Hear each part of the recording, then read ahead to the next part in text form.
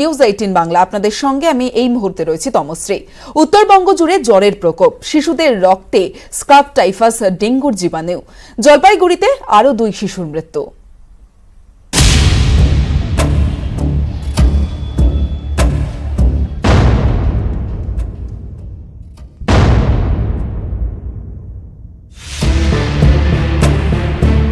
সময় যত গড়াচ্ছে উত্তরবঙ্গ জুড়ে বাড়ছে জ্বরের প্রকোপ। আক্রান্তদের বেশিরভাগই শিশু, সেই সঙ্গেই বাড়ছে আতঙ্ক। বাচ্চার সর্দি খাঁচি আছে, 2 দিন ধরে ভর্তি আছে। ডাক্তার এখন দেখতে আসতে বলছে, অন্য ডাক্তারটা দেখবে। এরই মধ্যে জলপাইগুড়িতে ফের জ্বরে আক্রান্ত শিশুর মৃত্যু। সকালবেলা এখানে নিয়ে আসা হয় জলপাইগুড়ি ডিস্ট্রিক্ট হসপিটালে, তাকে ব্রড ডেথ হিসেবে নিয়ে আসা হয়েছে। কিন্তু আমরা তবুও একটা দেখেনি, যেহেতু বাচ্চা একটা কোভিড টেস্ট করে নেওয়া হয় এবং কোভিড টেস্ট রিপোর্টও নেগেটিভ আছে। উত্তরবঙ্গে জ্বরে আক্রান্ত শিশুদের রক্তে মিলেছে স্ক্রাব টাইফাস এবং ডেঙ্গির জীবাণু। 64 জন শিশুর রক্তের নমুনা পাঠানো হয় ল্যাবে। তার মধ্যে 7 জনের ডেঙ্গি এবং 6 জনের রক্তে স্ক্রাব টাইফাসের জীবাণু। গত বছরের সঙ্গে তুলনা করেন আমার সংখ্যা মোটামুটি সমান আছে, তবে আমরা স্ট্রিক্ট ভিজিল রেখেছি যাতে এটা বাড়ছে না একই আছে, যাতে ফার্দার বাড়লে আমরা কন্ট্রোল মেজার নিতে পারি। সম্প্রতি 100 জনের কাছাকাছি শিশু ভাইরাল জ্বরের উপসর্গ নিয়ে বানারহাট হাসপাতালে আসে। জ্বরে আক্রান্ত 4 শিশু ভর্তি ধূপগুড়ি হাসপাতালে। বুধবার পর্যন্ত উত্তরবঙ্গ মেডিকেলে ভর্তি 21 শিশু। রায়গঞ্জ মেডিকেল কলেজে ভর্তি 15 শিশু। মুর্শিদাবাদ মেডিকেল কলেজে 135। এদিন দুপুরে জলপাইগুড়িতে জ্বর পরিস্থিতি খতিয়ে দেখতে জেলা হাসপাতালে আসে উত্তরবঙ্গ মেডিকেল কলেজের 5 চিকিৎসকের প্রতিনিধি দল। উত্তরবঙ্গের পাশাপাশি আসানসোল, দুর্গাপুরেও জ্বরের প্রকোপ। আসানসোল জেলা হাসপাতালে জ্বরে আক্রান্ত হয়ে ভর্তি 148 শিশু। দুর্গাপুর মহকুমা হাসপাতালে 42। নিউজ 18 বাংলা। করোনা কালে ইনফ্লুয়েঞ্জা কাটা, চিন্তা বাড়াচ্ছে নতুন আরএস ভাইরাস। এই দুইয়ের দাপটে ঘরে ঘরে শিশুরা কাবু। পরিস্থিতি মোকাবিলায় বিশেষ কমিটি তৈরি করেছে স্বাস্থ্য দফতর। উত্তর 24 পরগনার হারোয়ার বাসিন্দা 1 বছর 8 মাস বয়সের অনিক মণ্ডল 7 দিন ধুম জ্বর এবং তার সঙ্গে আরো শারীরিক বেশ কিছু সমস্যা। বাচ্চার কি হয়েছিল? জ্বর এসেছিল খুব, টেম্পারেচার 102-3 নাম ছিল না কোনোভাবে। জ্বরটা এসেছিল তখন কিন্তু মনে হয়েছে করোনা হতে পারে, এরকম একটু ভয় তো হয়েছিল। হ্যাঁ, সে ভয়টা তো অবশ্যই ছিল, কারণ এখন করোনার সময়। 3 বছর ইনফ্লুয়েঞ্জা, এবার ছোট্ট শরীরে জ্বালা বাড়াচ্ছে নতুন ভাইরাস, নাম রেসপিরেটরি সিনসাইটিয়াল ভাইরাস। আমরা সবথেকে বেশি দেখতে পাচ্ছি ইনফ্লুয়েঞ্জা বি। ইনফ্লুয়েঞ্জা বি ছাড়াও আমরা আরএসভি বলে আরেকটি ভাইরাস আছে, সেটা পাচ্ছি। মেটানিউমো ভাইরাস বলে আরেকটি ভাইরাস আছে পাচ্ছি। তবে ইনফ্লুয়েঞ্জা বি তে আমরা সবথেকে সিভিয়ার ডিজিজ যেটাকে বলে সেটা পাচ্ছি। বাচ্চারা খুবই অসুস্থ হয়ে যাচ্ছে। করোনা আবহে অনেক শিশুরই ফ্লুয়ের টিকা নেওয়া হয়নি, এটাও জ্বরে আক্রান্ত হওয়ার অন্যতম কারণ বলছেন চিকিৎসকরা। যে ফেজটায় ভাইরাল ফিভার হচ্ছে, অন্য ভাইরাস দিয়ে এফেক্ট হচ্ছে, ইনফ্লুয়েঞ্জা হোক বা অ্যাডিনো হোক, সেই ফেজটায় কিন্তু করোনা ভাইরাস হওয়ার একটা সম্ভাবনা ডেফিনেটলি থাকছে, কারণ সেই ফেজটাতে ইমিউনিটি কম। এই ফেজটাতে যাতে ইমিউনিটিটা বেটার থাকে সেই জন্য ভ্যাকসিনেশন হিসেবে এটা দেখবেন বিভিন্ন সোশ্যাল মিডিয়াতেও বলা হচ্ছে ফ্লু ভ্যাকসিন। সো এই ভ্যাকসিনটা কিন্তু আমার মনে হয় যে প্রত্যেকটা বাচ্চার এখন নিয়ে নেওয়া উচিত। উত্তর হোক বা দক্ষিণ, রাজ্যের বিভিন্ন হাসপাতালে অসুস্থ হয়ে ভর্তি হচ্ছে শিশুরা, যা মোকাবিলায় 5 সদস্যের বিশেষজ্ঞ কমিটি তৈরি করেছে রাজ্য সরকার। কমিটিতে রয়েছেন এসএসকেএম এর ক্রিটিক্যাল কেয়ার বিশেষজ্ঞ সৌমিত্র ঘোষ, শিশু বিশেষজ্ঞ মিহির সরকার, ট্রপিক্যাল মেডিসিনের চিকিৎসক ভাস্বতী বন্দ্যোপাধ্যায়, ভাইরোলজিস্ট বিভূতি সাহা, রয়েছেন শিশু বিশেষজ্ঞ মৌসুমী নন্দী।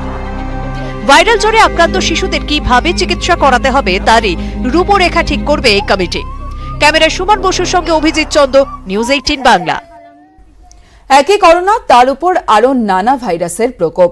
রোগ রুখতে সতর্ক কলকাতা পুরসভা নিয়েছে বেশ কিছু পদক্ষেপ।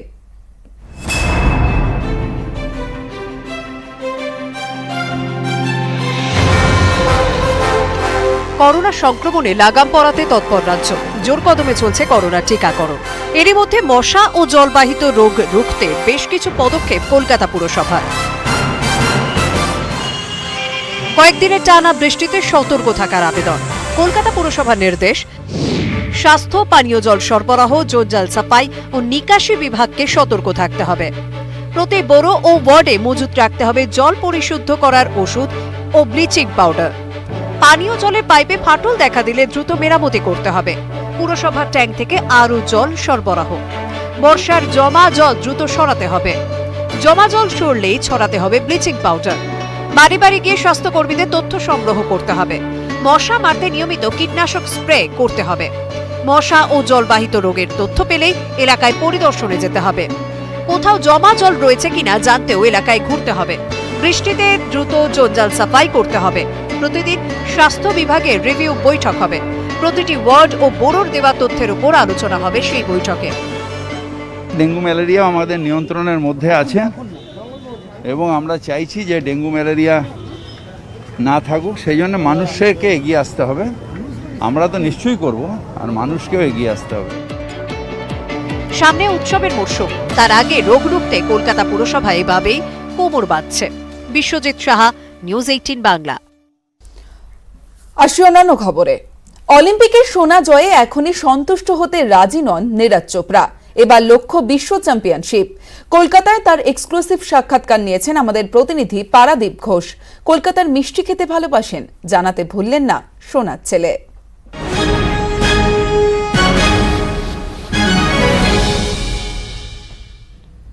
पापा कहते हैं बड़ा नाम करेगा, बेटा हमारा ऐसा काम करेगा। তো আমার সঙ্গে এই মুহূর্তে ভারত মাতার এমন একজন বেটা রয়েছেন যিনি ইতিহাস তৈরি করেননি, একই সঙ্গে ভারতবাসীকে গর্বিত করেছেন টোকিও অলিম্পিকে স্বর্ণ পদক এনে। আমি কথা বলছি नीरज चोपड़ा संगे। Neeraj, welcome to Kolkata. Thank you ji. Calcutta में आपका स्पेशल क्या लगा, खास क्या लगा? खास उस टाइम तो इतना ध्यान नहीं दिया, लेकिन इस बार यहाँ की मिठाई काफी अच्छी लगी। आगे लक्ष्य क्या रहेगा आपका?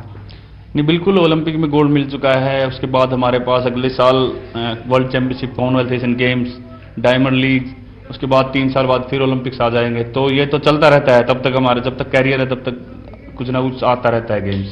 इतना ताकत, अब जेवलिन इतना दौड़ 87.58 जोर से आपने लगाया है, तो इतना ताकत मिलते कहाँ से आपको? देखो, ट्रेनिंग करनी पड़ती है उसके लिए तो, और अच्छे से खाओ, अच्छी ट्रेनिंग करो, अच्छा रेस्ट करो, तो वो बहुत ज़रूरी चीज़ है। और अभी भी ठीक है, मेरा थ्रो ठीक है, लेकिन मुझसे आगे काफ़ी थ्रोअर्स हैं, तो मैं मानता हूं कि अभी मुझे और आगे जाना है। आपका जो डाइट प्लान है जिसके वजह से आप इतना फिट है, वो कभी किसी ने नहीं जाना, तो वो जानने का मन सबका है। ऐसे तो मतलब जरूरी नहीं है कि डेली एक ही ट्रेनिंग एक ही डाइट प्लान चलता है, लेकिन हाँ, ब्रेकफास्ट में ज़्यादातर दलिया, फ्रूट्स या फिर ओट्स, ब्रेड, ऑमलेट ये रहता है। फिर दोपहर में हमारा दही, राइस, एक दाल या एक कोई सब्जी साथ में, और सैलेड ये होता है। और फिर रात को फिर 1-2 सब्जी दाल के साथ, और थोड़े से राइस, 1-2 चपाती, सैलेड और कुछ फ्रूट्स, ये हमारा डाइट होता है। उसके बीच में हमारा जो मन करता है कभी कभी ड्राई फ्रूट्स या फ्रूट्स खाने का, तो हम वो बीच में दिन में खाते रहते हैं। नीरज चोपड़ा का फेवरेट हॉलीडे डेस्टिनेशन क्या है? आप घूमने जाना चाहोगे तो किधर जाना चाहिए? सबसे पहले मैं कोशिश करूंगा कि हमारे देश में, इंडिया में जो सबसे अच्छी अच्छी जगह है वहाँ पे घूमूं, और बाद में बाहर का देखेंगे। मन है किधर जाने का? काफी है जी, केरला में काफी अच्छी जगह है, हमारे हिमाचल में, उत्तराखंड में काफी अच्छी अच्छी जगह हैं। तो काफी ऐसा तो काफी जगह है जी जहाँ पे। फिर से क्या नीरज चोपड़ा को वो लंबे बाल वाले जो लुक था, उस लुक में फिर से देख सकेंगे हम लोग? हाँ बिल्कुल, वो तो अपने घर की खेती है, जो तो मैं कभी भी बढ़ा लूंगा, तो वो तो हो जाएगा। नीरज चोपड़ा अभी पूरा देश का क्रैश है, तो नीरज चोपड़ा का कोई क्रैश कौन है? मेरा क्रैश जेवलिन है। तो उसके लिए मेहनत कर रहा हूँ मैं। Okay, thank you sir. Neeraj Chopra তিনি যেটা বললেন যে শুধুমাত্র জ্যাভলিন থ্রো নয়, একই সঙ্গে তার আগামী লক্ষ্য অলিম্পিকের পরে বিশ্ব রেকর্ড, অর্থাৎ বিশ্ব চ্যাম্পিয়নশিপে আরও পদক এনে দেশকে সম্মানিত করতে চান তিনি। ক্যামেরায় কুণাল চৌধুরীর সঙ্গে পারাদীপ ঘোষ, নিউজ 18 বাংলা, কলকাতা। স্যানিটাইজার কি ক্ষতিকর? ভ্যাকসিন নিলে কি আপনার ডিএনএর গঠনে কোনো রকম পরিবর্তন হয়? টিকাকরণের সময় কি আপনার শরীরে কোভিড-19 ভাইরাস ঢুকে পড়তে পারে? এরকমই প্রশ্ন আপনার মনে আসে তো এখন আপনার সব প্রশ্নের উত্তর মিলবে আর উত্তর পাবেন হাতে হাতেই। নেটওয়ার্ক 18 এবং ফেডারেল ব্যাংকের যৌথ উদ্যোগে দেশজুড়ে চলছে ভ্যাকসিন অ্যাওয়ারনেস ক্যাম্পেইন সঞ্জীবনী আর শর্ট অফ লাইফ। এবার এলো সঞ্জীবনীর হোয়াটসঅ্যাপ হেল্পলাইন নম্বর 7977773753। এই নম্বরে হোয়াটসঅ্যাপ করুন কোভিড সংক্রান্ত আপনার যাবতীয় প্রশ্ন, উত্তর পাবেন সঙ্গে সঙ্গে। ড্রোনের মাধ্যমে ওষুধ পৌঁছে দেওয়ার একটি পাইলট প্রজেক্ট শুরু হলো হায়দ্রাবাদে। করোনা ভ্যাকসিন বহনকারী এই ড্রোনই খুব অল্প সময়ে নিরাপদে বিকারাবাদের প্রাথমিক স্বাস্থ্য কেন্দ্রে পৌঁছে দিচ্ছে ভ্যাকসিন। আশা করা যায় এই মেডিসিন ফ্রম দ্য স্কাই প্রজেক্টের মাধ্যমে বিশ্বের দরবারে ভারত এক বিশেষ স্থান দখল করবে।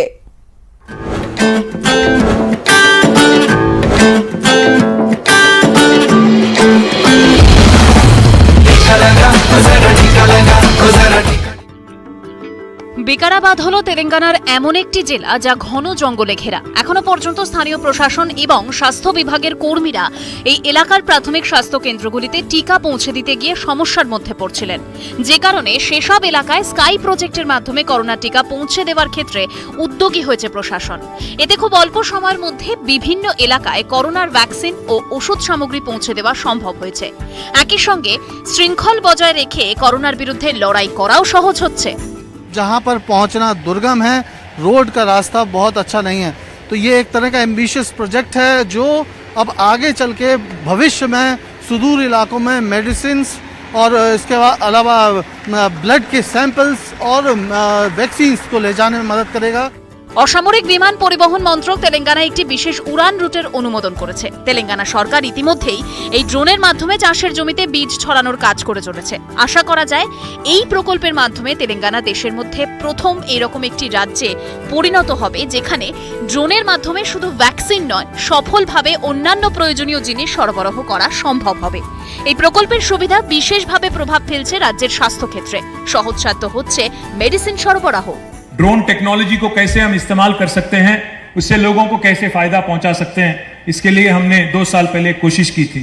ড্রোন ব্যবহারের মাধ্যমে স্বাস্থ্যক্ষেত্রে যুগান্ত সৃষ্টি করতে চায় কেন্দ্রীয় সরকার, যে কারণে কেন্দ্রীয় সরকার রাজ্যগুলির সঙ্গে বৈঠক করে একটি ইন্টারঅ্যাক্টিভ আকাশসীমা মানচিত্রের রূপরেখা তৈরি করতে উদ্যোগী হয়েছে, যেখানে আকাশপথে ড্রোন ওড়ানোর ক্ষেত্রে কোনো বাধা থাকবে না, লাগবে না কোনো অনুমতিও।